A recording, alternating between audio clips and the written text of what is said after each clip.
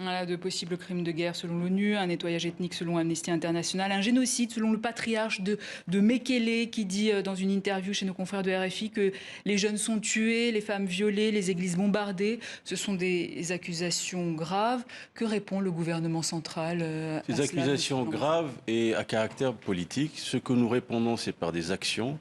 Nous sommes plus préoccupés que qui que ce soit par le bien-être de nos populations. Nous avons accepté, madame, qu'il y ait des enquêteurs internationaux. C'est-à-dire, ce n'est pas nous, des enquêteurs des Nations Unies, du Haut Commissariat des Nations Unies pour les droits humains, sont aujourd'hui dans le Tigray en train de mener des enquêtes détaillées pour faire la part du vrai et du faux. Donc, laissons les enquêteurs faire leur travail. Ils auront un rapport qui sortira et qui nous dira qui a fait quoi et comment. Ce que je dois noter ici, c'est que lorsqu'on apporte ces massacres qui sont perpétrés dans cette région, très souvent, il y a une caractérisation politique. Et on oublie que le plus grand massacre qui est commis, en tout cas connu, a été perpétré par le TPLF lorsqu'il avait fui, notamment à Maïkadra, où il y a eu 1500 civils tués, des femmes et des hommes et des enfants, simplement à cause de leur appartenance identitaire. Alors en attendant, c'est la population qui souffre entre les bisbilles au sommet de l'État. 91% de la population est en besoin d'une aide alimentaire d'urgence selon le programme alimentaire mondial sur la quasi-totalité de la région du Tigré, 5,2 millions d'Éthiopiens. Est-ce qu'il n'est pas temps pour le Premier ministre Abiy Ahmed, prix Nobel de la paix 2019, de mettre fin aux hostilités, comme l'a demandé l'Union africaine, qui est à Addis Abeba d'ailleurs?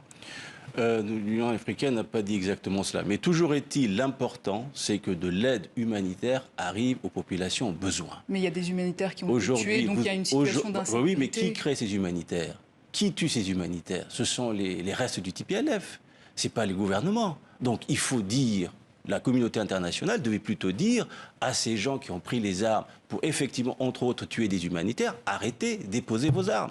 C'est ça la logique qu'il faut. Mais est-ce que vous, par exemple, au gouvernement central, est-ce que le gouvernement central est prêt à négocier avec le TPLF? On ne peut pas négocier avec un groupe terroriste qui a essayé de démanteler l'État. C'est pas possible. Mais que fait-on alors? On laisse les Aujourd'hui, le mourir? TPLF n'existe que dans la communication et dans les médias internationaux. Sur le terrain, vous avez quelques éléments armés qui essaient de créer des troubles. Et comme l'a annoncé le gouvernement il y a quelques jours, nous allons bientôt finir l'opération. Nous sommes en phase finale de l'opération. Et pour ce qui concerne l'aide humanitaire, au jour d'aujourd'hui, le gouvernement a fourni de l'aide humanitaire à hauteur de plus de 130 millions de dollars. Qu'en est-il des troupes érythréennes? Nous avons fourni donc de l'aide et nous fournissons de l'aide humanitaire suffisante pour éviter à ce que le pire n'advienne. Ça, c'est notre engagement envers notre population parce que ce sont les nôtres d'abord.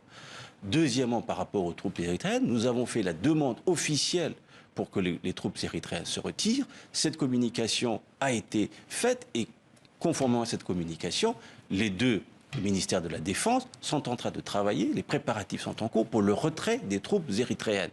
Donc nous sommes dans une situation où sur les trois fronts, dont nous voyons qu'il y a un intérêt de la part de la communauté internationale, c'est-à-dire le retrait des troupes érythréennes, que ce soit en termes de violation des droits humains et des enquêtes nécessaires, la fourniture de l'aide humanitaire, nous sommes en train de faire des progrès.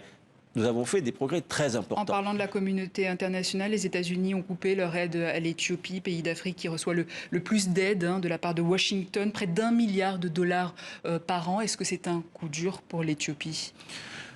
Nous avons d'excellentes relations avec les États-Unis d'Amérique. L'arrêt de l'aide ne date pas d'aujourd'hui, elle date en fait du précédent administration, elle date de l'administration Trump, notamment en relation avec la construction du barrage sur le Nil. Simplement, ce gouvernement-là l'a prolongé. Ça, c'est d'un. Deuxièmement, nous tenons à ce que nos relations... Parce que les hostilités n'ont pas été Parce que arrêtées. le gouvernement, nos amis américains, à notre sens, à tort, mettre sur le même plan un gouvernement légal, légitime, et un groupe, enfin tout ce qui reste en tout cas, un groupuscule d'hommes armés qui créent et qui sèment le trouble. Donc il faut avoir une vision équilibrée des choses. On veut tous la paix. Si c'est la paix l'objectif, dans ce cas, on suggère à nos amis américains de dire que le TPLF, en tout cas ceux qui restent du TPLF, déposent les armes et acceptent de rentrer dans les rangs. Et ce c'est ça sera la le mot logique de la qui devrait fin. prévoir. Merci, monsieur l'ambassadeur Enoch Tefera, ambassadeur d'Éthiopie en France. Merci, madame.